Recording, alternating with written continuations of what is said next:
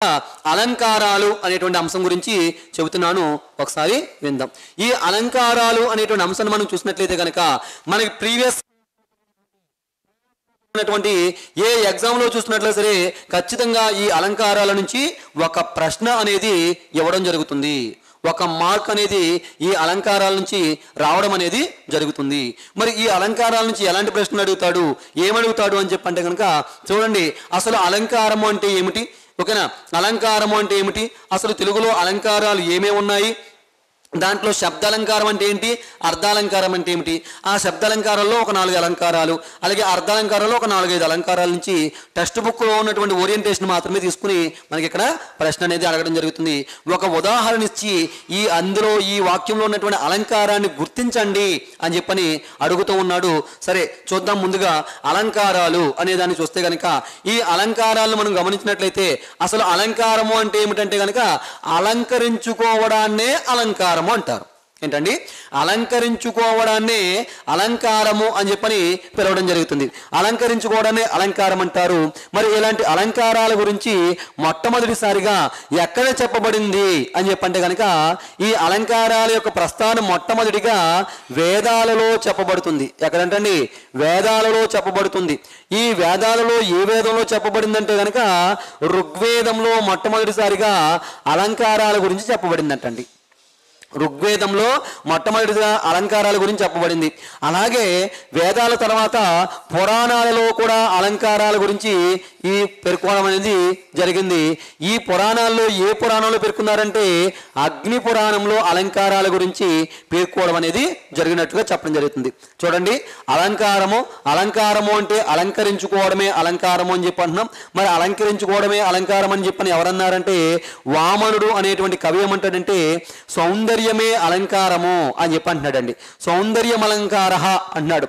వామనుడు అనేటువంటి కవి సౌందర్యం అలంకార అని చెప్పని పిలుస్తున్నాడు, వామనుడు అనేటువంటి కవి. ఓకేనా, రైట్. మరి ఈ అలంకారాల గురించి మొట్టమొదటిసారిగా ఎక్కడ ఏ గ్రంథాల్లో పేర్కొనడం జరిగిందంటే వేదాలలో చెప్పబడింది. వేదాల్లో ఏ వేదంలో చెప్పబడిందంటే ఋగ్వేదంలో చెప్పబడింది. మరి వేదాలు ఎన్ని? 4. 1 ఋగ్వేదం, 2 యజుర్వేదం, 3 సామవేదం, 4 అధర్వణ వేదం. ఋగ్వేదం, యజుర్వేదం, సామవేదం, అధర్వణ వేదాలుగా 4 వేదాలుగా చెప్తున్నాం. ఆ 4 వేదాలలో ఋగ్వేదంలో అలంకారాల గురించి చెప్పినట్లుగా చెప్పడం జరుగుతుంది. మరి అలాగే పురాణాలను మనం గమనించినట్లయితే కనుక పురాణాల్లో అలంకారాల గురించి చెప్పబడిందంట. మరి ఇలాంటి పురాణాల్లో ఏ పురాణంలో చెప్పబడింది అంటే కనుక అగ్ని పురాణంలో అలంకారాల గురించి చెప్పినట్లుగా చెబుతున్నాం. మరి పురాణాలన్నీ వేదాలు ఏందనుకున్నాం మనం ఇందాక? వేదాలు 4 అని చెప్పన్నాం. 1 ఋగ్వేదం అన్నాం, 2 యజుర్వేదం అని చెప్పన్నాడు, 3 సామవేదం అన్నాము, 4 అధర్వణ వేదం అని చెప్పి నిలిచామండి. అధర్వణ వేదం అని చెప్పి పిలవడం జరిగింది. మరి పురాణాలు ఎన్ని అని చెప్పంటే కనుక పురాణాలు మొత్తం 18. వీటిని అష్టాదశ పురాణాలు అని చెప్పి పిలుస్తారండి. వీటిని ఏమంటారండి? అష్టాదశ పురాణాలు అని చెప్పి పిలుస్తారు. ఈ అష్టాదశ పురాణాల వాటిలో ఈ 18 పురాణాల్లో ఏ పురాణంలో అలంకారాల గురించి చెప్పారు అంటే కనుక ఏ పురాణంలో అంటండి అగ్ని పురాణంలో అలంకారాల గురించి పేర్కొన్నట్లుగా చెప్పడం జరుగుతుంది. ఇవి పురాణాలకు సంబంధించినటువంటి మొట్టమొదటిగా పేర్కొన్నటువంటి అంశాలు. మరి ఇలాంటి అలంకారాలు మనం చూసినట్లయితే కనుక అలంకారాలు మనం ప్రధానంగా చూసినట్లయితే అలంకారాలు ప్రధానంగా 2 రకాలుగా ఉంటాయండి. 1 శబ్ద అలంకారాలు, 2 అర్థ అలంకారాలు. శబ్ద అలంకారాలు, 2 అర్థ అలంకారాలు. ఓకేనా, వీటిని అర్ధాలంకారాలు అంటారు. అర్ధాలంకారాలు, శబ్దాలంకారాలు. అర్థాలంకారాలు, శబ్దాలంకారాలు అని చెప్పి పిలుస్తున్నాం. మరి శబ్దాలంకారాలు అంటే ఏమిటి, అర్థాలంకారాలు అంటే ఏమిటి అని చూసినట్లయితే గనక శబ్దాలంకారాలు అంటే శబ్దం ప్రధానంగా కలిగిన అలంకారాలని శబ్దాలంకారాలు అంటారు. అంటే ఇక్కడ వీటికి శబ్దం మాత్రమే ప్రధానం, అర్థంతో సంబంధం లేదు. శబ్దం బాగుంటే చాలిక ఆ వాక్యంలో. కాబట్టి అలాంటి వాక్యాలని అలంకారాలు ఏమంటారంటే శబ్దాలంకారాలు అంటారు. అలా కాకుండా శబ్దంతో కాకుండా అర్థం ప్రధానంగా ఉంటే ఆ వాక్యానికి అర్థం ప్రధానంగా ఉంటే దాన్ని అర్ధాలంకారాలు అంటారట. ఓకేనా. ఎగ్జాంపుల్గా ఇప్పుడు ఈ శబ్దాలంకారాలను చూద్దామండి. ఈ శబ్దాలంకారాలు అనేవి ప్రధానంగా కొన్ని రకాలుగా వర్గీకరించడం జరిగింది. ఓకేనా. ఏంటవి అంటే కనుక ఒకటి అనుప్రాస అలంకారాలు. శబ్దాలంకారాలు 3 రకాలుగా వర్గీకరించారండి. దాంట్లో ఒకటి అనుప్రాస అలంకారాలు, 2 యమకం అనేటువంటి అలంకారం, యమకం, 3 ముక్తపద గ్రస్తం అనేటువంటి అలంకారం. ముక్తపద గ్రస్తంగా చెప్పడం జరుగుతుంది. చూడండి, శబ్దాలంకారాలు 3 రకాలు, ఒకటి అనుప్రాస అలంకారాలు, 2 యమకం, 3 ముక్తపద గ్రస్తంగా చెప్పడం జరుగుతుంది. మరి అనుప్రాస ఒకటి వృత్యానుప్రాస అలంకారం, ఇంపార్టెంట్ అమ్మా, గుర్తుపెట్టుకోవాలి. 2 చేకానుప్రాస అలంకారం, 3 లాటానుప్రాస అలంకారం, 4 అంత్యానుప్రాస అలంకారం. చూడండి, మరొకసారి చెప్తున్నాను. అలంకారాలు అనేవి ప్రధానంగా 2 రకాలుగా ఉంటాయి. ఒకటి శబ్ద అలంకారాలు, 2 అర్థాలంకారాలు. మరలా శబ్దాలంకారాలు ఎన్ని రకాలట? 3 రకాలు. ఇక్కడ చాలా జాగ్రత్తగా గమనించాలి. ఎగ్జామ్లో ఏమంటాడంటే శబ్దాలంకారాలు ఎన్ని రకాలు అంటాడు. Option A 2, option B 3, option C 4 అనిస్తాడు. కాబట్టి నువ్వు వెంటనే ఆప్షన్ సి 4 అంటే ఈ 4 ఉన్నాయి కదా, 4 అని పెట్టేసావా, పోయిందే. ఎందుకంటే శబ్దాలంకారాలు ఈ 4 కాదు, ఇదిగో ఇవి శబ్దాలంకారాలు 3. ఈ 3లో మరలా అనుప్రాస అలంకారాలు 4 అలంకారాలు చెప్తున్నాం. అంటే ఇవి శబ్దాలంకారాలు కాదా అంటే ఇవి కూడా శబ్దాలంకారాలే. ఓకేనా. రైట్. మరి చూడండి, అనుప్రాస అలంకారాలు ఏంటంటే 4. ఒకటి వృత్యానుప్రాస అలంకారం, 2 చేకానుప్రాస అలంకారం, 3 లాటానుప్రాస అలంకారం, 4 అంత్యానుప్రాస అలంకారంగా చెప్పడం జరుగుతుంది. ఓకేనా. తర్వాత అర్ధలంకారాలు, వీటికి ఏమిటి ప్రధానం? అర్థం ప్రధానంగా ఉంటాయని చెప్పుకున్నాం కదా. మరి ఈ అర్ధలంకారాలు ఏముంటాయంటే కనుక ఉపమాలంకారం, ఉత్ప్రేక్ష అలంకారం, రూపక అలంకారం. ఇంపార్టెంట్ అండి, గుర్తుపెట్టుకోవాలి. ఉపమాలంకారం, ఉత్ప్రేక్ష అలంకారం, రూపక అలంకారం, శ్లేషాలంకారం, శ్లేష, అలాగే స్వభావోక్తి అలంకారం, అతిశయోక్తి అలంకారం. ప్రీవియస్ ఎగ్జామ్లో అడిగాడు దీని నుంచి. అతిశయోక్తి అలంకారం, ఓకేనా, స్వభావోక్తి అలంకారం, రూపక అలంకారం, అలాగే అర్ధాంతరన్యాస అలంకారం, అర్ధాంతరన్యాసలంకారం, అర్ధాంతరన్యాసలంకారం, అర్ధాంతరన్యాసలంకారంగా చెప్పడం జరుగుతుంది.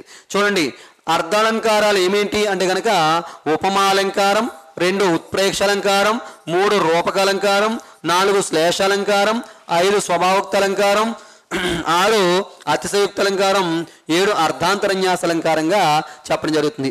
ఈ 7 నేర్చుకుంటే సరిపోతుందండి. మరి ఇంకా అలంకారాలు ఉన్నాయా? ఉన్నాయి. మొత్తం ఎన్ని అలంకారాలు ఉన్నాయి? 136 ఉన్నాయి. ఓకేనా. 136 అలంకారాలు ఉన్నాయి. సరే, వాటికి సంబంధించినటువంటి అంశాలు అయితే కదా కనుక అవసరం లేదు. 6వ తరగతి నుంచి 10వ తరగతిలోని పాఠ్యపుస్తకంలో ఉండే అంశాలని మనకి బేసిక్ నాలెడ్జ్ అడుగుతాడు. కాబట్టి వీటికి సంబంధించిన ప్రాథమికమైన అంశాల గురించి తెలుసుకుంటే మనం సరిపోతుంది. ఒకసారి చూడండి అమ్మా, అలంకారాలు ప్రధానంగా ఎన్ని రకాలట? 2 రకాలు అని చెప్పన్నాం.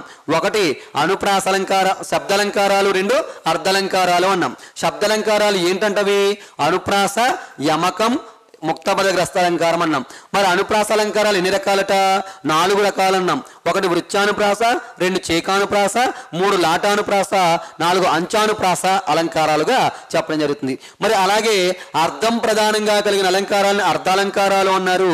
ఈ అర్ధాలంకారాలు ఎన్ని ఉన్నాయి అంటే కనుక చూడండి, ఒకటి ఉపమాలంకారం, ఉత్ప్రేక్ష అలంకారం, రూపక అలంకారం, శ్లేషాలంకారం, స్వభావోక్తి అలంకారం, అతిశయోక్తి అలంకారం, అర్ధాంతరన్యాస అలంకారంగా చెప్తున్నాం. రైట్. ఇవి అలంకారాలకు సంబంధించినటువంటి ముఖ్యమైనటువంటి అంశాలు. మరి ఇలాంటి అలంకారాల్లో మొట్టమొదటిది శబ్దాలంకారాలు అన్నాము. శబ్దాలంకారాల్లో మరలా 3 రకాలు అన్నాము. దాంట్లో మొదటిది అనుప్రాస అన్నాము. అనుప్రాసలో మొదటిది ఏమన్నామండి? వృత్యానుప్రాస అలంకారము అని చెప్పి ఇచ్చామండి. ఏమన్నామండి? వృత్యానుప్రాస అలంకారము అని చెప్పన్నాడు. వృత్యానుప్రాస అలంకారము అంటే ఏమిటి మాస్టారు, మరి దీని నుంచి మనకి బిట్ ఏ విధంగా వస్తుంది అని కనుక చూస్తే కనుక ఈ వృత్యానుప్రాస అలంకారం యొక్క నిర్వచనం అడగవచ్చు, లేదంటే ఒక ఎగ్జాంపుల్ ఇచ్చి దీంట్లో ఉన్నటువంటి అలంకారాన్ని గుర్తించండి అని కూడా అడగడానికి ఎక్కువ అవకాశం ఉంటుందండి. మరి చూసినట్లయితే కనుక అసలు వృత్యానుప్రాసం అంటే ఏంటంటే కనుక ఈ వృత్యాను అనేటువంటి పదం వృత్తి అనేటువంటి పదం నుంచి ఏర్పడిందండి. వృత్యాను అనే పదం దేని నుంచి వచ్చిందంట, వృత్తి అనే పదం నుంచి వచ్చింది. వృత్తి అంటే ఆవృత్తి అనే అర్థం. ఆవృత్తి అంటే ఏంటంట, మళ్ళీ మళ్ళీ రావడం అని అర్థం. ఓకేనా, చూడండి వృత్యానుప్రాస అలంకారం అనేటువంటి పదాన్ని చూసినట్లయితే ఇది వృత్తి అనేటువంటి పదం నుంచి వచ్చింది. వృత్తి అంటే ఆవృత్తి అని అర్థం అంట. మరి ఆవృత్తి అంటే ఏంటి మాస్టారు అంటే కనుక మళ్ళీ మళ్ళీ రావడం. ఏంటి మాస్టారు మళ్ళీ మళ్ళీ రావడం అంటే కనుక ఈ వృత్యానుప్రాస అలంకారం యొక్క నిర్వచనాన్ని మనం గమనించినట్లయితే వృత్యానుప్రాస అలంకారం యొక్క నిర్వచనాన్ని మనం గమనించినట్లయితే చూడండి, దీని నిర్వచనం ఒకే హల్లు, ఒకే హల్లు లేదా లేదా రెండు మూడు హల్లులు, ఒకే హల్లు లేదా రెండు మూడు హల్లులు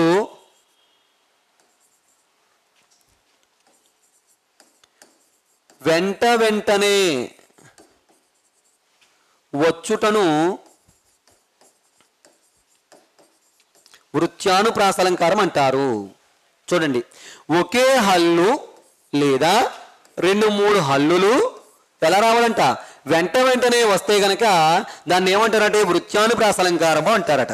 అంటే ఇక్కడ ఒక హల్లు కానీ లేదంటే రెండు మూడు హల్లులు కానీ వెంట వెంటనే మరలా రావాలండి. అలా వస్తే దాన్ని ఏమంటారట వృత్యానుప్రాస అలంకారము అంటారని చెబుతున్నాడు. మరి దీనికి ఒక ఎగ్జాంపుల్ చూస్తే మీకు క్లారిటీ వస్తుంది. ఎగ్జాంపుల్గా చూడండి, అడుగులు తడబడ బుడతడు నడిచెను. దీన్ని ఒకేసారి పలకండి. అడుగులు తడబడ బుడతడు నడిచెను.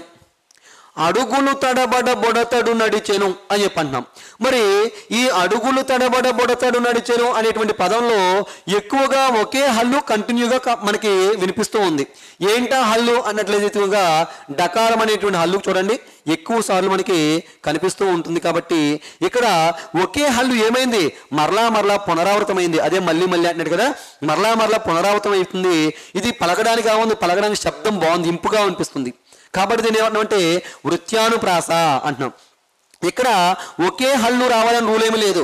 ఒకే హల్లు లేదా రెండు మూడు హల్లులు కూడా వెంటనే రావచ్చు. అలా వచ్చినా కూడా అది వృత్యానుప్రాస అలంకారంగానే చెబుతున్నాం. చూడండి ఒకసారి, అడుగులు తడబడ బొడతడు నడిచెను అన్నాం, వృత్యానుప్రాస అలంకారంగా చెప్తున్నాం. ఇంకొన్ని ఎగ్జాంపుల్ చూద్దాం. రెండవది, చిటపట చినుకులు, చిటపట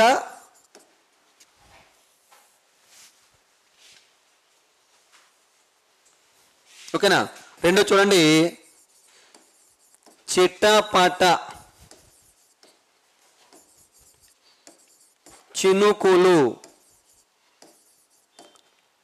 టపటపమని పడుతున్నాయి. చిటపట చినుకులు టపటపమని పడుతున్నాయి అని చెప్పి అంటున్నాడు. చిటపట చినుకులు టపటపమని పడుతున్నాయి అన్న సందర్భంలో ఇక్కడ చూడండి, ట అనేటువంటి వర్ణం ఎక్కువగా కనిపిస్తూ ఉంటుంది. ఎక్కువగా కనిపిస్తుంది కాబట్టి దీన్ని ఏమన్నామంటే వృత్యానుప్రాస అలంకారం అన్నాం. ఒకే హల్లు మరలా పునరావృతమైంది కాబట్టి దీన్ని వృత్యానుప్రాస అని చెప్పి పిలవడం జరుగుతుంది. చిటపట చినుకులు టపటపమని పడుతున్నాయి అని చెప్పి అన్నాడు. అడుగులు తడబడ బొడతడు నడిచెడు అన్నాడు. ఇంకా చూడండి, రతమ్మ అత్తమ్మ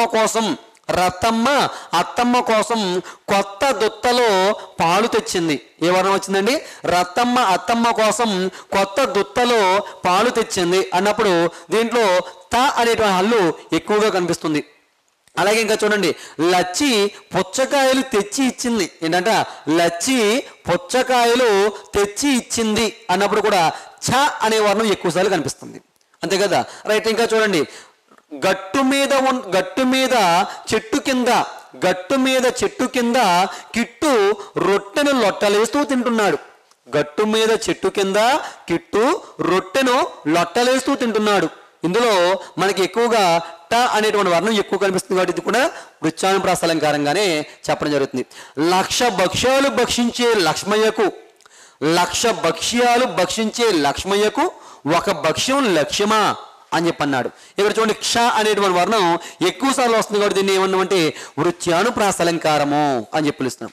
ఇక్కడ మాస్టరు ఒకే హల్లు కాకుండా 2-3 హల్లులు వచ్చే ఉన్నాయా అని చెప్పంటే కనుక చూడండి, రబ్బరు గాజులు రబ్బరు గాజులు రబ్బరు గాజులు తెచ్చానే అన్నాడు. దీనిలో చూడండి, రబ్బరు రబ్బరు రబ్బరు అంటే 3 పదాలు కూడా మనకి కంటిన్యూగా వస్తున్నాయి. గాజులు గాజులు గాజులు అన్నాడు, రబ్బరు గాజులు రబ్బరు గాజులు రబ్బరు గాజులు తెచ్చానే అన్నాడు. దీంట్లో కూడా చూడండి 3 హల్లులు వెంటనే వస్తున్నాయి కాబట్టి దాన్ని కూడా ఏమన్నామంటే వృత్యానుప్రాస అలంకారము అని చెప్పి అంటాం.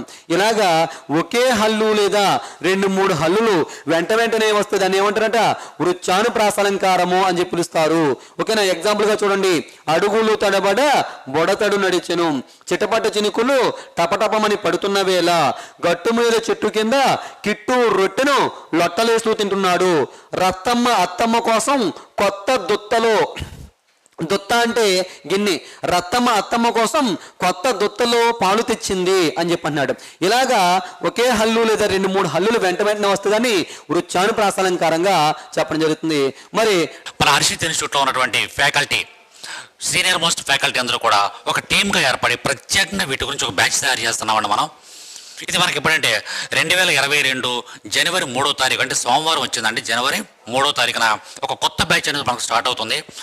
అయితే దానికి ఎలా చదవాలి, ఏం చదవాలి, ఏమేమి బుక్స్ చదవాలి, నెక్స్ట్ ఎగ్జామినేషన్ ప్యాటర్న్ ఏ విధంగా ఉంటుంది, రెగ్యులర్గా ప్రతిరోజు ఎగ్జామ్స్ కండక్ట్ చేయడం, ఈ విషయాలన్నీ కూడా కూలంకుషంగా ఆలోచించి మేము ఒక మన టీం అంతా కూడా కలిపి దాని గురించి ఎక్కువగా ఎక్సర్సైజ్ చేయడం అనేది జరుగుతుంది.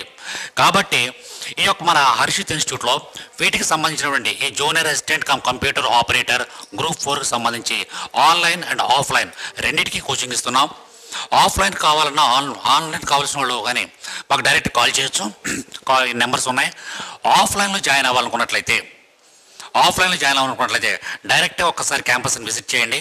ఆల్రెడీ మన దగ్గర ఇప్పుడు అట్ ప్రజెంట్ కొన్ని 100 మందితో గ్రూప్ 2 ఎస్ఐ కానిస్టేబుల్ ప్లస్ అదేవిధంగా ఆర్ఆర్బి ఎస్ఎస్సి బ్యాచ్లు రన్నింగ్లో ఉన్నాయి, నడుస్తున్నాయి. కొన్ని 100 మందితో బ్యాచ్లు అనేవి ఇక్కడ కండక్ట్ చేయడం అనేది జరుగుతుంది. మీరు క్యాంపస్ను ఒకసారి చూసినట్టు ఉంటుంది, ఆ పిల్లల యొక్క మనోభావాలను కూడా తెలుసుకోండి. అప్పుడు మాత్రమే ఒక మంచి నిర్ణయం తీసుకోండి. వీటికి సంబంధించి ఎస్పెషల్ ఇక్కడ మన డేట్ కూడా మెన్షన్ చేయడం చూడండి. New batch starts on 3rd 1st 2022 8 AM 8 గంటలకి ఇది బ్యాచ్ అనేది కొత్త బ్యాచ్ ప్రారంభం అవుతుంది. తప్పనిసరిగా మీ యొక్క నేమ్ని ఎన్రోల్ చేసుకోండి, మాకు కాల్ చేయండి, మీ యొక్క పేరుని ఎన్రోల్ చేసుకోండి. ఎందుకంటే ఎగ్జామ్స్ మీద మా యొక్క 16 మెంబర్స్ టీంకి ఒక మంచి గ్రిప్ ఉందండి. వీళ్ళతో మీతో ఎలా జాబులు కొట్టించాలనేది మాకు పూర్తి అవగాహన ఉంది. తప్పనిసరిగా ఈ యొక్క కొత్త బ్యాచ్లో జాయిన్ అవ్వండి. జాయిన్ అవ్వడం వల్ల ఎగ్జామినేషన్ ప్యాటర్న్ ఎలా ఉంటుంది, ఎలా రాయాలి, ఎన్ని మార్కులు వస్తే మనం సర్వైవ్ అవుతామో, ప్రతి సబ్జెక్ట్ మీద కమాండ్ ఎలా సంపాదించాలి, జనరల్ స్టడీస్లో వాడు ఇచ్చిన సిలబస్ ఏంటి, సిలబస్ను మనం ఎలా క్రాక్ చేయాలి, దాంట్లో ఏ పుస్తకాలు చదవాలి, ఏ మెటీరియల్ చదవాలి, లేదా మేమిచ్చే మెటీరియల్ మీకు ఎంతవరకు ఉపయోగపడుతుంది, నెక్స్ట్ అర్థమెటిక్ అండ్ రీజనింగ్ దానికి సంబంధించిన ఏం చదవాలి, మెంటల్ ఎబిలిటీ ఏం చదవాలి, నెక్స్ట్ తెలుగు సపరేట్ సార్స్ ఉంటారండి, Telugu separate, English separate sirs ఉంటే సపరేట్ క్లాసెస్ జరుగుతూ ఉంటాయి రెగ్యులర్గా. కాబట్టి morning to evening regular classes ఉంటాయి. కాబట్టి తప్పనిసరిగా మీరు ఈ బ్యాచ్లో జాయిన్ అవ్వండి. తద్వారా మీరు యాజ్ ఎర్లీ యాజ్ పాసిబుల్ ఒక మంచి పోస్ట్, ఒక మంచి ఉద్యోగాన్ని మీరు పొందడానికి అవకాశం ఉంటుంది. కాబట్టి మన హర్షిత్ ఇన్స్టిట్యూట్ అందిస్తున్నటువంటి అవకాశాన్ని తప్పనిసరిగా ఉపయోగించుకోండి. ఒక్కసారి విజయవాడలో ఉన్నటువంటి మన హర్షిత్ ఇన్స్టిట్యూట్ క్యాంపస్ని విజిట్ చేయండి. అప్పుడు ఒక మంచి నిర్ణయం తీసుకోండి. Thank you very much. Next 2వ అలంకారం మనం చూసినట్లయితే చేకానుప్రాస అలంకారం అండి. ఏంటమ్మది? చేకానుప్రాస అలంకారంగా చెప్పడం జరుగుతుంది. మరి చేకానుప్రాస అలంకారం అంటే ఏంటి మాస్టారు అని చెప్పంటే కనుక ఇక్కడ చేకం అనగా ఏంటంట, చేకం అనగా జంట అని అర్థం అండి. చేకం అనగా అర్థం ఏంటండి? జంట అని అర్థం. మరి ఇక్కడ ఈ యొక్క నిర్వచనం కనుక చూసినట్లయితే, చేకానుప్రాస అలంకారం యొక్క నిర్వచనాన్ని మనం గమనించినట్లయితే కనుక చూడండి, దీని యొక్క నిర్వచనం 2 హల్లుల జంట, 2 హల్లుల జంట, రెండేసి హల్లుల జంట అర్ధభేదంతో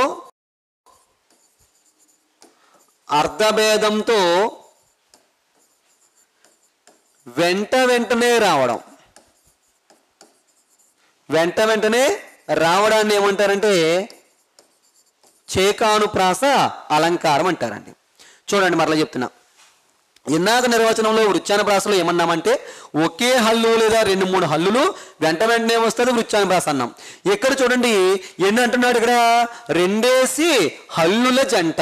హల్లులు రావాలండి, అచ్చులు కాదు హల్లులు. అంటే కా నుండి బండి రావాలనుకున్నటువంటి అక్షరాలు ఏమంటారండి, హల్లులు అని చెప్పని పిలుస్తున్నాం. మరి ఇలాంటి రెండేసి హల్లుల జంట ఏ భేదంతో రావాలంట, అర్ధభేదంతో. నోట్ దిస్ పాయింట్, ఇది ఇంపార్టెంట్. ఏంటంట అర్ధభేదంతో. ఎలా రావాలి, అవి కూడా వెంట వెంటనే వస్తాయి. ఓకేనా, రెండేసి హల్లులు రావాలి అంటే 2 అక్షరాలు ఉంటే దాన్ని జంట అంటాం కదా, మరి అందుకనే జంట అన్నాడు వీడు. ఓకేనా, 2 అక్షరాలు ఉండాలి, అవి హల్లులై ఉండాలి. అవి ఎలా రావాలంట, అర్ధభేదంతో రావాలి. అవి కూడా ఎలా రావాలి, వెంట వెంటనే రావాలట. అలా వస్తే దాన్ని ఏమంటారంటే చేకానుప్రాస అలంకారము అని చెప్పని పిలుస్తారట. అంటే ఎగ్జాంపుల్గా చెప్తున్నాను, ఒకసారి చూడండి.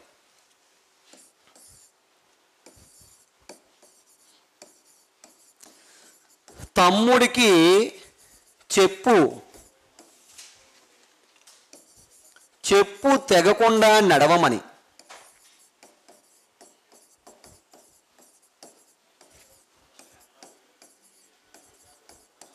తమ్ముడికి చెప్పు తెగకుండా నడవమని అన్నాను.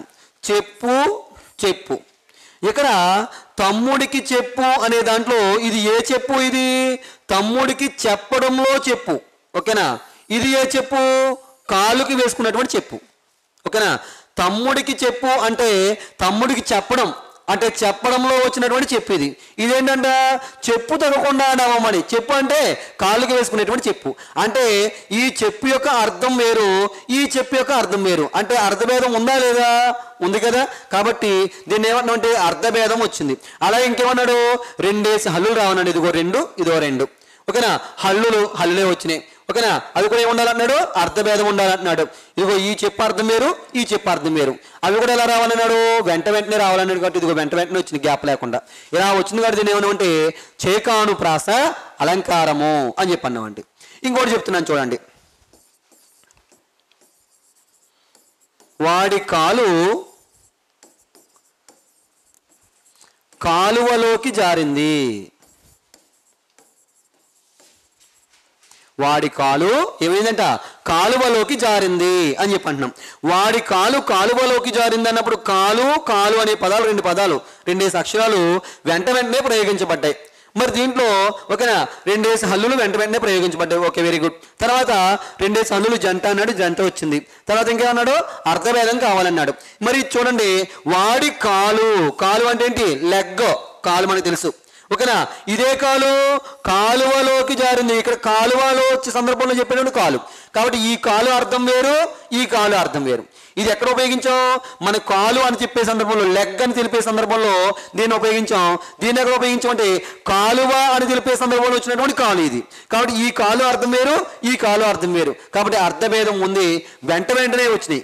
కాబట్టి దీన్ని ఏమన్నామంటే చేకానుప్రాస అలంకారము అని చెప్పి పిలుస్తున్నామండి. ఓకేనా, 2 హల్లులు జంట రావాలి, అర్ధభేదంతో వెంట వెంటనే వస్తుంది. అని ఏమన్నారట, చేకానుప్రాస అలంకారము అని చెప్పని పిలవడం జరుగుతుంది. ఓకేనా, రైట్. నెక్స్ట్ 3వది లాటానుప్రాస అలంకారం.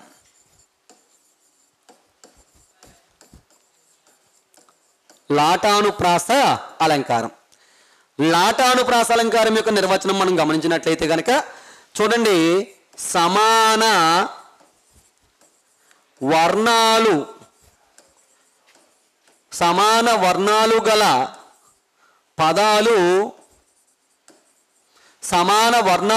పదాలు తాత్పర్య భేదంతో.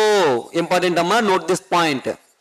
తాత్పర్య భేదంతో ఎలా రావాలట, వెంట వెంటనే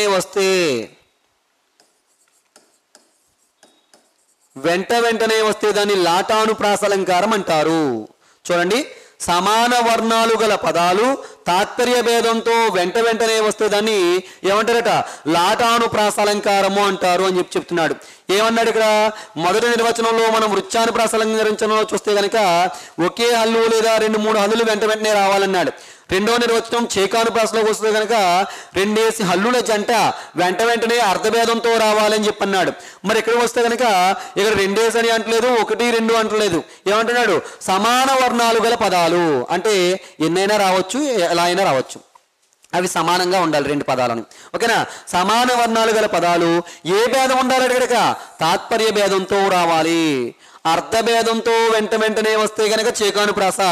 ఇక్కడ చూడండి తాత్పర్య భేదంతో వెంటనే వస్తే కనుక దాన్ని లాటానుప్రాస అలంకారం అంటారు అని చెప్పి అంటున్నాడండి. అంటే ఎగ్జాంపుల్గా చూద్దాం ఒకసారి.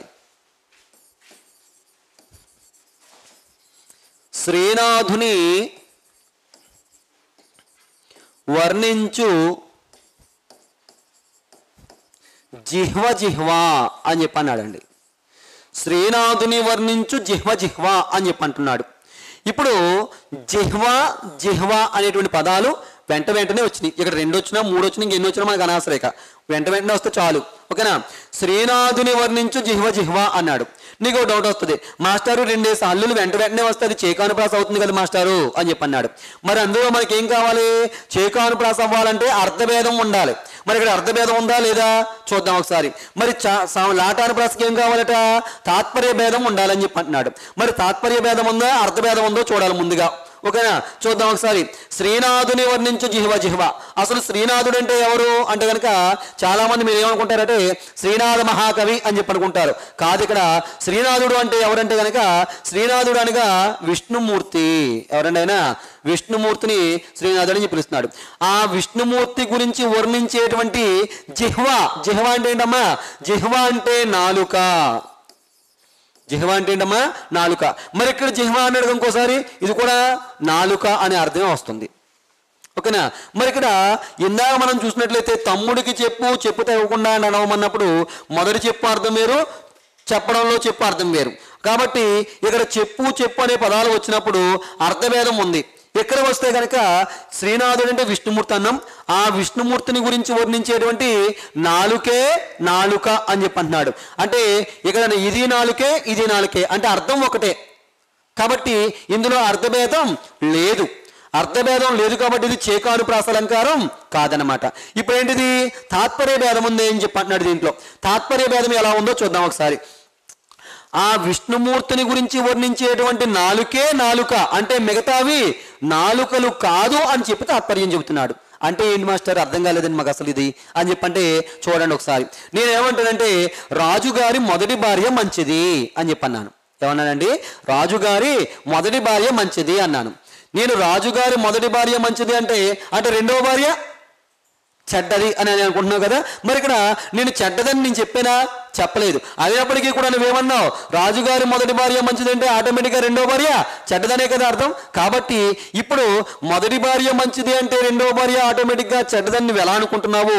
ఇప్పుడు చూడండి, రాజుగా విష్ణుమూర్తిని వర్ణించేటువంటి నాలుకే నాలుక అంటే మిగతావి నాలుకలు కాదని తాత్పర్యం వస్తుందన్నమాట. దీన్ని ఏమంటున్నామంటే తాత్పర్య భేదం అని చెప్పంటున్నాం అండి. ఓకేనా, అలాగే ఇంకో ఎగ్జాంపుల్ చెప్తున్నాను చూడండి. కమలాక్షు నర్చించు కరములు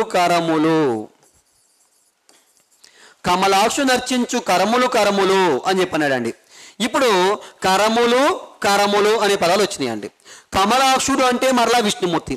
ఆ విష్ణుమూర్తిని అర్చించేటువంటి అంటే పూజించేటువంటి చేతులు అని చెప్పన్నాడు. కరములు అంటే అర్థం ఏంటమ్మా, చేతులు అని అర్థం. మరి ఇక్కడ కర్మలు అన్నా ఇది కూడా ఒకటే అర్థం. అంటే దీంట్లో ఏ భేదం లేదు, అర్థభేదం లేదు, కానీ తాత్పర్య భేదం ఉందంట. అంటే ఆ విష్ణుమూర్తిని పూజించేటువంటి చేతులు అంటున్నాడు, అంటే మిగతావి చేతులు కాదని తాత్పర్యం. అలాగే ఇంకా చూడండి, ధోని కొట్టిన 6 అని చెప్పన్నాను నేను.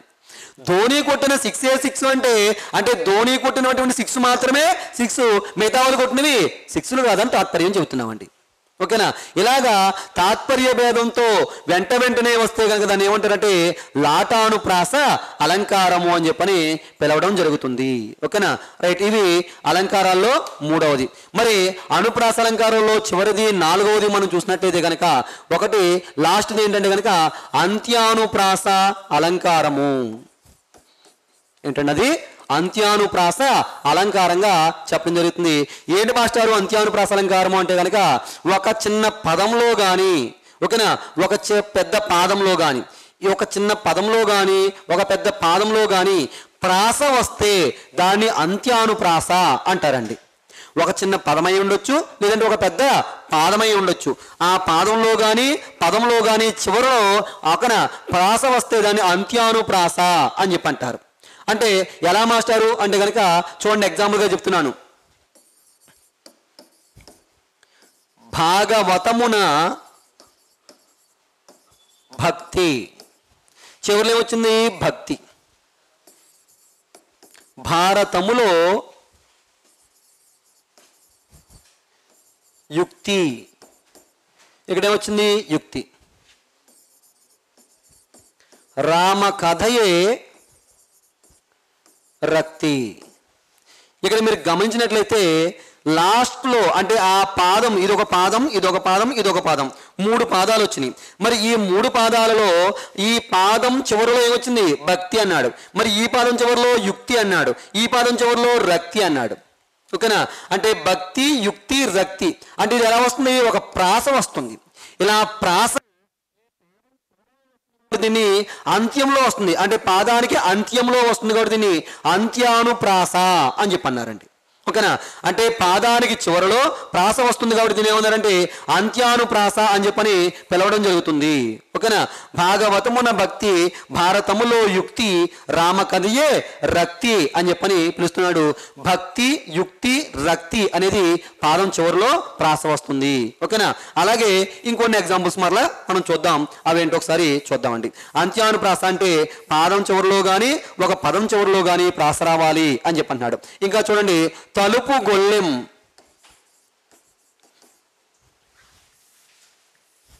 ఏమంటున్నాడండి, తలుపు గొల్లెం. తర్వాత హారతి పళ్ళెం, గుర్రపు కళ్ళెం. ఓకేనా? తలుపు గొల్లెం, హారతి పళ్ళెం, గుర్రపు కళ్ళెం అని చెప్పి అంటున్నాం.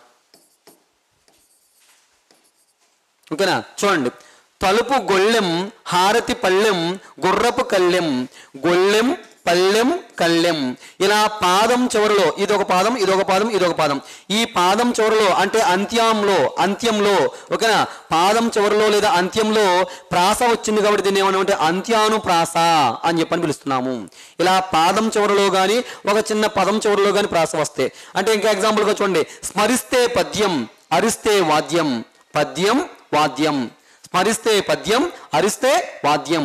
ఇలా పదం చివరిలో కానీ ఒక పాదం చివరిలో కానీ ప్రాస వస్తే దాన్ని అంత్యానుప్రాస అలంకారము అని చెప్పని పిలవడం జరుగుతుంది. ఇవి అనుప్రాస అలంకారాలకు సంబంధించినటువంటి ముఖ్యమైనటువంటి ఉదాహరణలుగా చెప్తున్నాము. ఓకేనా? రైట్. మరి శబ్దాలంకారాల్లో మూడు రకాలు అనుకున్నాము. ఒకటి అనుప్రాస అలంకారాలు అన్నాము, రెండు తర్వాత యమకాలంకారం అన్నాము, తర్వాత మూడోది ముక్త పదగ్రస్త అలంకారం అన్నాం. దాంట్లో రెండవది అయినటువంటి యమకాలంకారం గురించి చూద్దామండి ఒకసారి. యమకం.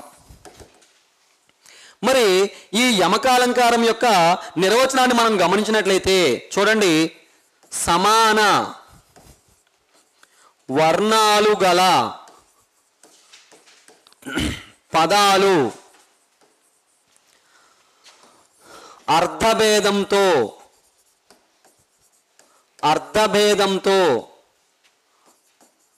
కొంత కాల వ్యవధితో వస్తే లేదా రావడాన్ని ఏమంటారట? యమకాలంకారం అంటారు.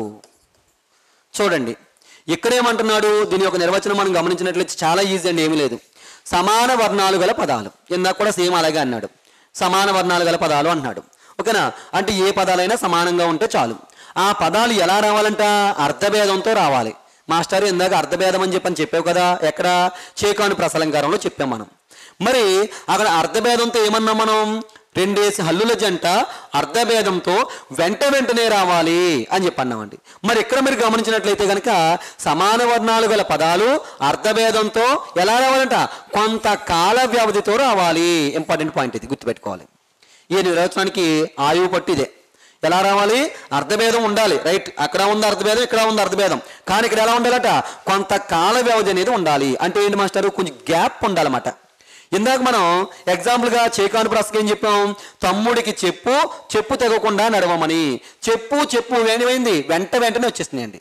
కానీ ఇక్కడ ఎలా అంట, కొంత గ్యాప్ రావాలి. ఇక్కడికి ఈ పదానికి ఆ పదానికి గ్యాప్ రావాలి, అందులో ఉండాలి, అర్థభేదం ఉండాలి. ఎగ్జాంపుల్గా చూడండి, మానవ అని నన్ను అనడం మానవ, మానవ అని నన్ను అనడం మానవ అని చెప్పి అంటున్నాడు. ఇప్పుడు చూడండి, మానవ ఒకే పదం 2 సార్లు వచ్చింది. మరి ఈ మానవ యొక్క అర్థం ఏంటి, మానవ అని నన్ను అనడం మానవ అన్నాడు. ఇక్కడ మానవ అంటే మనిషి అని సందర్భంలో చెప్తున్నామండి. మరి అని నన్ను అనడం మానవ, ఈ మానవ అర్థం ఏంటి, మానేవా మానుకోవా అంటాం కదా ఆ సందర్భంలో. అంటే ఈ మానవ అంటే మనిషి అనే సందర్భంలో ఉపయోగిస్తున్నాము. ఇది వదిలే లేదా వదులుకోవా లేదా మానేయవా అని చెప్తాం కదా, ఆ సందర్భంలో ఈ మానవ అనే పదాన్ని ఉపయోగిస్తున్నాం. మానవ అని నన్ను అనడం మానవ అంటున్నాడు. ఇక్కడ మానవ అంటేనేమో మనిషి అనేది, ఓకేనా, అని నన్ను అనడం మానేవా అని చెప్పి అంటాడుగా, ఆ సందర్భంలో ఉపయోగించి మానవ. అంటే ఈ మానవ అర్థం వేరు, ఈ మానవ అర్థం వేరండి. అంటే దీన్ని ఏమంటాం, అర్థభేదం అని చెప్పి అన్నామండి. ఓకేనా, అర్థభేదం ఉంది, ఈ మానవ అర్థం వేరు, ఈ మానవ అర్థం వేరు, కాబట్టి అర్థాలు వేరు కాబట్టి దాన్ని ఏమన్నామండి, అర్థభేదం అన్నామండి. ఇప్పుడు ఈ అర్థభేదంతో ఏమన్నాడు, మరలా కొంత కాల వ్యవధి అన్నాడు. అంటే ఏమన్నాడు, గ్యాప్ రావాలన్నాడు. ఇదిగో ఇక్కడ మానవ వచ్చింది, మరలా ఇక్కడ మానవ వచ్చింది. ఇందాక మనం గమనించినట్లయితే చేకాను ప్రశ్నలో తమ్ముడికి చెప్పు తెగకుండా నడవమని, వాడి కాలువలోకి జారింది, కాలు చెప్పు వెంటనే వచ్చేసినాయి. అలా వెంటనే వచ్చేస్తేనేమో చేకాను ప్రాస అయితే, ఇక్కడ కొంత కాల వ్యవధి ఉండి అర్థభేదం ఉంటే దాన్ని యమకాలంకారము అని చెప్పి అంటారు. ఓకేనా, రైట్.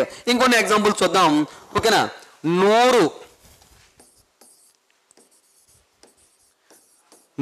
ఉల్లిపాయలు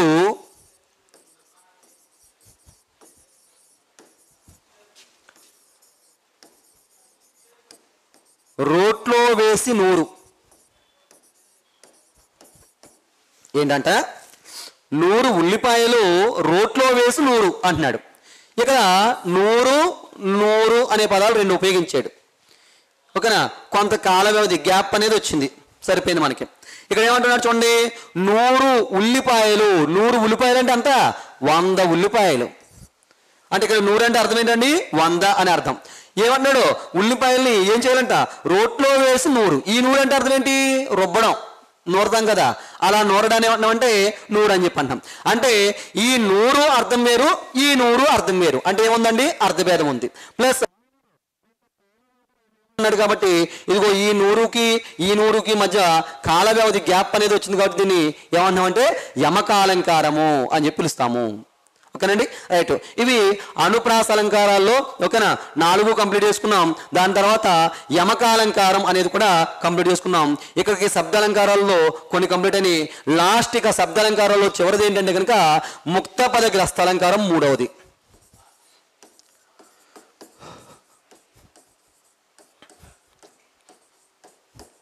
ముక్తపద గ్రస్తంగా చెప్పడం జరుగుతుంది. ముక్తపద గ్రస్తాలంకారంగా చెబుతున్నాము 3వది. ముక్తపద గ్రస్తాలంకారం అంటే ఏంటి మాస్టారు అంటే కనుక పాదం చివరలో విడిచిపెట్టిన పదాన్ని 2వ పాదం మొదట్లో తీసుకోవడమే ముక్తపద గ్రస్తం అండి. సింపుల్, ఏమీ లేదండి ఇది. ఓకేనా, అంటే ఏంటి మాస్టారు అంటే కనుక ఏదైనా ఒక పాదం ఉంది, ఆ పాదం చివరిలో ఏ పదాన్ని అయితే విడిచిపెడతామో అదే పదాన్ని 2వ పాదం మొదట్లో తీసుకోవడం. అలా తీసుకోవడాన్ని ఏమంటారు అంటే కనుక ముక్తపద గ్రస్తాలంకారము అంటారు. చూడండి ఒకసారి ఏమంటున్నాడు, పాదం పాదం చివరలో విడిచిన పదాన్ని రెండవ పాదం మొదటిలో గ్రహించడం. చూడండి, పాదం చివరిలో ఏదైతే పదాన్ని విడిచిపెట్టాడో సేమ్ అదే పదాన్ని రెండవ పాదం మొదట్లో తీసుకుంటే దాన్ని ఏమంటామంటే ముక్త పదగ్రస్తం అని చెప్పి అంటారు.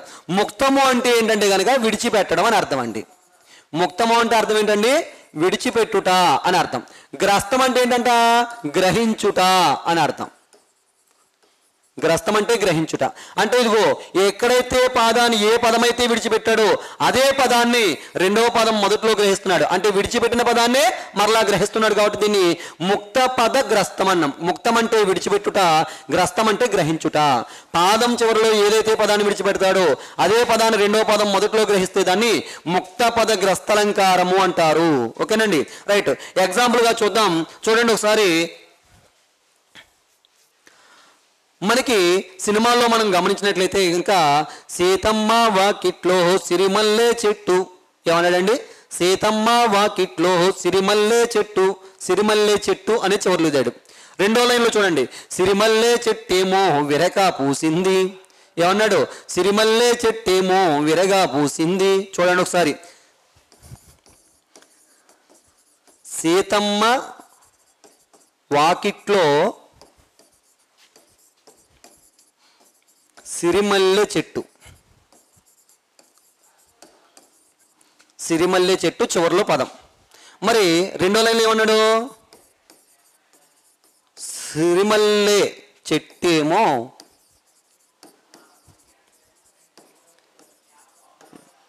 విరగబూసింది. సిరిమల్లె చెట్టేమో విరగబూసింది అన్నాడు. పూసింది అనే పదం వదిలేదు. తర్వాత మూడో లైన్లో చూడండి, పూసిన కొమ్మలకు కొయ్యండి పూలు అన్నాడు. పూసిన కొమ్మలకు కొయ్యండి పూలు, కోసిన పూలు తుయత కొప్పు చుట్టండి అంటున్నాడు. అంటే చూడండి, ఈ సీతమ్మ వాకిట్లో సిరిమల్లె చెట్టు అన్నాడు. చివరిలో వదిలిన పదం ఏంటమ్మా? సిరిమల్లె చెట్టు. మరలా వెంటనే రెండో లైన్లో ఏం తీసుకున్నాడు? సిరిమల్లె చెట్టేమో ఓకేనా, విరగా పూసింది అని చెప్పన్నాడు. మరి దీంట్లో పూసింది అనేటువంటి పదాన్ని వదిలేడు. ఈ పూసింది అనే పదాన్ని పూసిన కొమ్మలకు కొయ్యండి పూలు అంటున్నాడు. అంటే ఏదైతే పదాన్ని చివరిలో విడిచిపెట్టాడో అదే పదాన్ని రెండవ పాదంలో తీసుకుంటున్నాడు. ఇంకా చూడండి, గోదారి గట్టుంది అన్నాడు.